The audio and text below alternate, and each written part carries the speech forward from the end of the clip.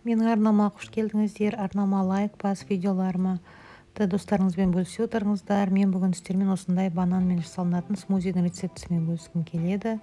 Ол үшін 2 стакан осылай сүтімді құйып алдым және 4 ас қасық овсянканы салып, осылай кішкене 5-10 минутқа қоя тұрамын.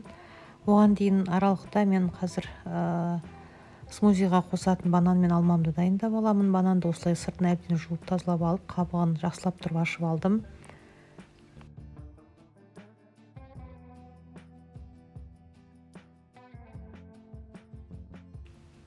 Және сондай-ақ бананның да қабығын ашып аламыз. Бұл смузи әсіресе сәресінде ішсеңіздер өте керемет болады. Қарын аштырмайды, асқазанға да өте пайдалы. Осылай бананды уақыттап турап, жаңағы сүтімнің үстіне салдым. Және де алмамды да осылай ортасын бөлек алып тастап, қалғанын жұқалап турап, бәрінде сол ыдысыма саламын.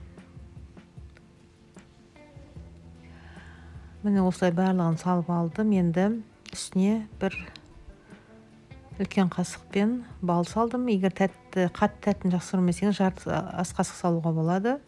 Осыны жайлап блендермен жақсылап тұрып, біркелкі масса айналдырып тұрып езіп аламыз.